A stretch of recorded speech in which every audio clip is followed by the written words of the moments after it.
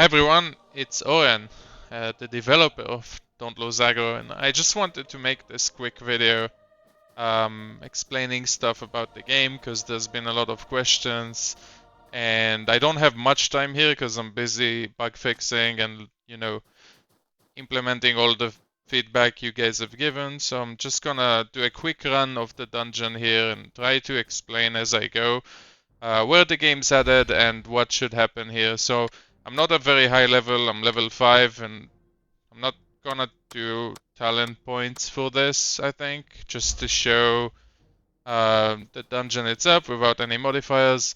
So I'm going to run quickly through the tutorial. We have the different shields, obviously more are coming and I'm really excited to what can be done with this. So for example, Toughness. For this one, all of the shields provide damage reduction, but I really hope to change that around and have every shield provide something different with Toughness. That's a mechanic that I intend to play with a lot. Yeah, now we're gonna go for our team. You can see the summoner that's gonna come soon, and I've heard all the feedback about the ranger being iffy, so there is going to be a redesign there. I am going to make the ranger more fun to play with and more viable. And overall, I think the companions are fun, but they really need to reward active tanking more. So if I'm holding aggro and everything, they should really reward me for it more, rather than, just not dying, which is currently what they do. If you're tanking well, then they won't die, but that's about it. So I am planning that as well.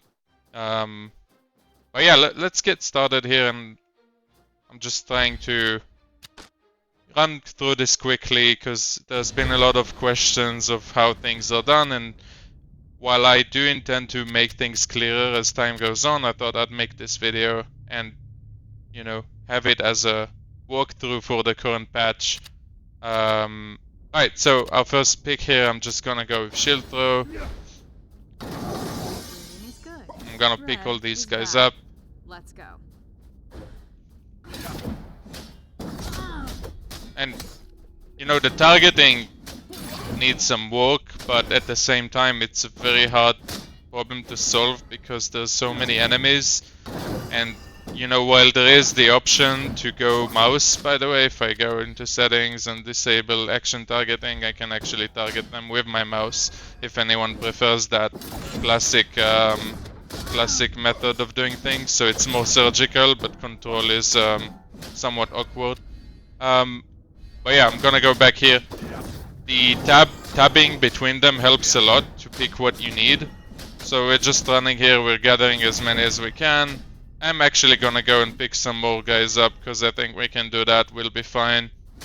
These guys turn green as soon as you aggro them, so I'm just gonna keep going. And we're gonna probably stop with the red guys here, pick both of them up, and AoE down here. We can move a little bit so they get into the sword as well, and then we got the pull, so we'll just pull these guys in. We'll probably go with more targets and charge for this one. For the healing pickups, something I don't explain yet is actually the less health the companion has, the more chance you have getting pickups. Let's go with pull apply stone. So yeah, a lot of stuff are still not properly explained, so I thought I'd make this video and also talk about what I intend to add and what generally the roadmap's gonna look like. Let's pull these guys in. Yeah. So you noticed I'm pulling the big guy with everything because, as a tank I don't really do much damage, so I'm gonna have to plan my pulls here so they are like as efficient as they can be. And now he turned, so we got the taunt just in time.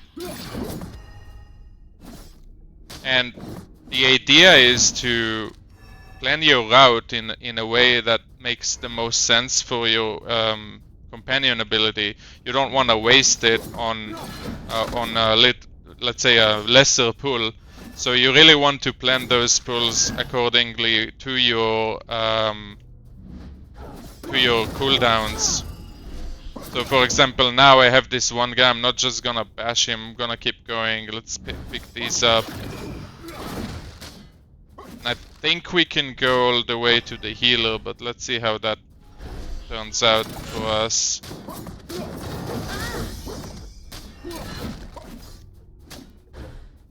This guy's in. Yeah, I think we'll be fine to do that. I'm gonna go with the taunt for later on. Yeah, let's burn it here because I don't want to go too fast.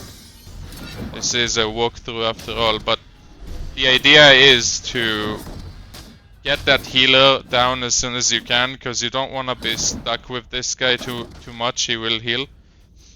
But yeah, something that is definitely going to be worked on a lot is explaining the interrupt mechanics. So you see the bars on top of their heads and how I'm basically glitched there.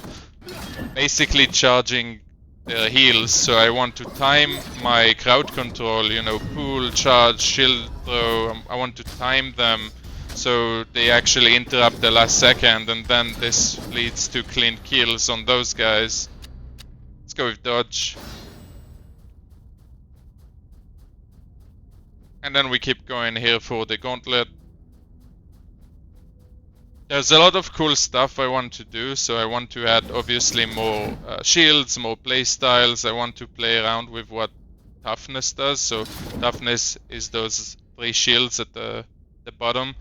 Currently they give damage mitigation, so you really want to keep those shields up. So for example, if I spend all of them now, if I just go and spend them, you will see I'm taking significantly more damage. Right now I have no toughness at all, I'm taking so much damage. So I'm gonna pop my companion ability and regain those shields. You see now I have all the shields, so I'm taking virtually 0 damage. And this is something I'm working a lot on explaining, because a lot of players missed it. And obviously it's never the player's fault, so I am working on improving that as well. But yeah, for this gauntlet, we just want to gather everything that we can until we basically cannot gather anything anymore. Like it either gets too crowded or too much damage, but usually you can pick up quite a few guys here.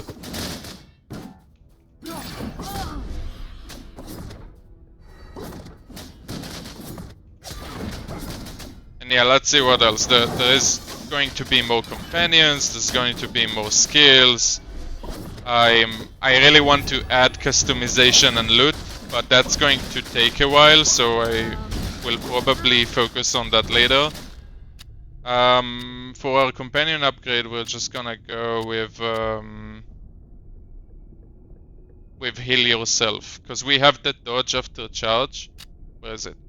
Charge grants 100% dodge chance for the next 2 hits taken. So I'm probably going to be fine with this build. So we'll go with the healer heals herself. And we see the door opened up, so I can decide now what I want to do. If I want to stay around for more XP, or I can just keep going. But for the sake of the tutorial, we'll just clear these guys up a little bit and have them a clean clear, hopefully, here for them. We can go with the heal. Great, so that's all cleared up. Now the next guy I know is a hurdle, because what I wanted to achieve with this guy is really get the grip on how toughness works. So he will mess you up if you don't keep your stacks high.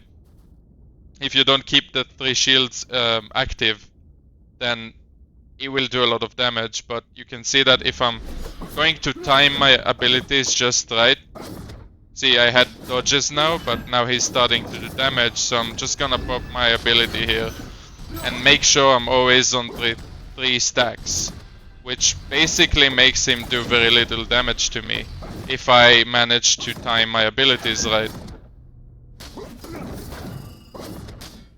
And charge, obviously, to gain those dodges. And when he spawns Zeds every 10% HP. When he does, I'm just gonna save my pull for it. And then it's dealt with easily. Or you see I used Taunt. It took 2 shields, so I just had my shield throw already good to go and return those stacks immediately. So as soon as he loses aggro, I can just bring those shields back up immediately. And that's the big guy. He's dead. And okay, let's see. We can get more dodges, which I think will be good. But at the same time, the last boss doesn't hit really hard, so I'm just gonna go with Companion Heal just in case. Right, and here the healers are the main part, right? There's no point in damaging the boss much until the healers are dead, so we're just gonna focus on them.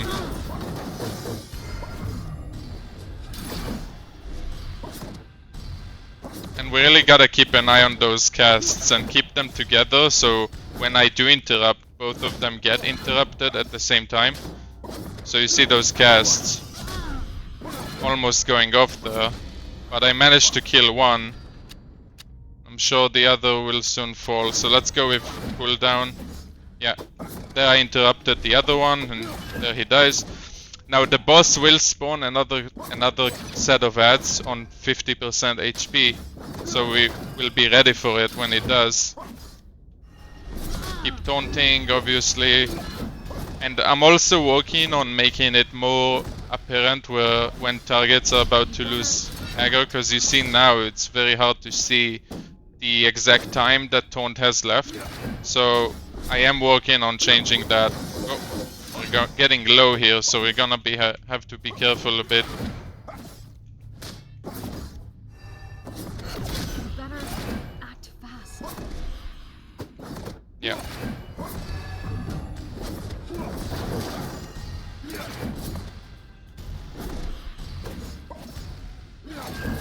The play is just to keep an eye on your stacks, because all of a sudden the boss can do a lot of damage, or he can clip currently, which is again stuff that needs a bit more work on. The glitches and the jittering of the ads can get quite interesting sometimes. But yeah, that was the second set of ads, and you can see I'm basically going to be able to tank this pretty easily now. Just keeping my stacks up, taunting, and then bringing them back in.